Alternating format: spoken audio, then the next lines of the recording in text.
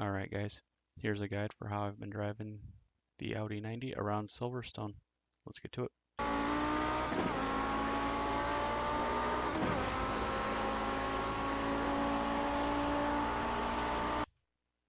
As we cross under the bridge, I'm looking for the seam in the road here and the red line on the ground. I've been braking about in between the two of them, right in the middle.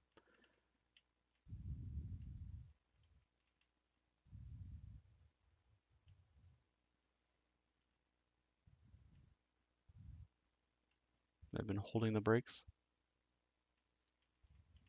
all the way until turn in. Once I get the car turned in, just run the line all the way to the curbing. This time I actually took a little bit too much, got into the grass, slowed me down a little bit, but not too bad. But I don't recommend doing it on the regular. On track out, all the way out, go all the way out to here, but you get a 1X out there. That's no good. So we want to avoid doing that. Coming up to turn 2 and then Maggots and Beckett's. I'm on the brakes just as I start to turn into turn 2. And I hold those through the turn and as I start turning into Maggots. Once I'm turned in, I'm off the brakes, as you can see, and I'm taking every bit of curb that I can here. The goal here, hold the line all the way to the right here, gives you a good run into turn 4. It's actually slightly early turned in, and then I held a little bit too much speed, pushed me out wide. Ideally you'd be a little bit more over here. Hold the brakes as I start to turn in for Beckett's. Once I'm turned in, start applying throttle, looking at the curb out here, and just start accelerating out to it. Chapel's easy peasy, just flat out, nothing fancy. When I run down Hanger Straight, I start eyeing this turn board. Once I get there, you can see I'm on the brakes.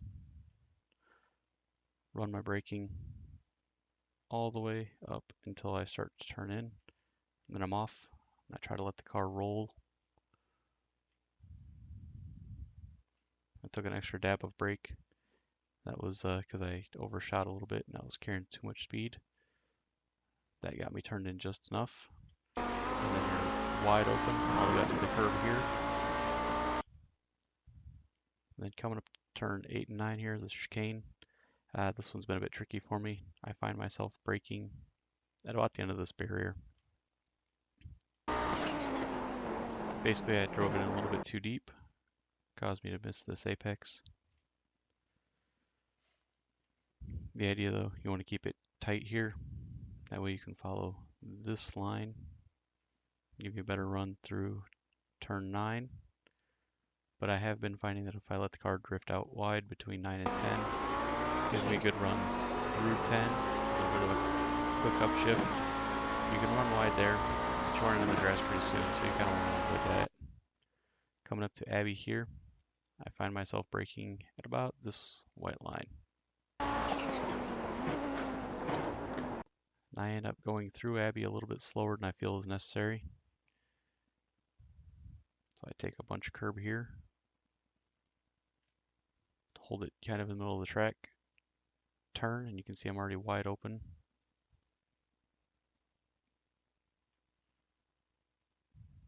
Wide open throttle about halfway between them. I make an early upshift and I avoid using this part of the curb. All keeps the car from getting a little upset. If I catch much of this or if I try to run second for too long, it gets squirrely. I end up way out here. I didn't run far enough out, but not too bad. Coming up under the bridge here, this is another part that I find to be a little bit squirrely for it. So I'm off the gas a little bit early, brake, get the thing slowed down, turn it in, and I'm off the brake right away. You can see I'm already starting to get back on the throttle. And I'm taking a lot of the curb, but I have noticed you do not want to touch this grass much. You get too crazy with touching that grass, it gives you a 1X real quick. So that's about as late as you want to do that. You can see I'm still hugging the right side of the road. Need to get over here so that I can get turned in up here. Priory's been giving me a little bit of issues too. I find that I keep trying to overshoot it, so I'm on the brakes pretty early, just about the beginning of this access road. I want to do a little bit of a late turn in. The safe next skin, but like I said, I've been trying to work on not overshooting Priory there. Let it track out to the curb, and as soon as I'm out here, I'm already on the brakes again for Brooklands. Brooklands is another slower than it feels corner. Just let it cruise around the inside there. Ideally, I'd be more over here. Again, I carried a little bit too much speed. But having said that, once you get to left field, I have found that hugging this inside curb the whole way around gives me a little bit better lap time. Once I get far enough around there, I can see the stands here.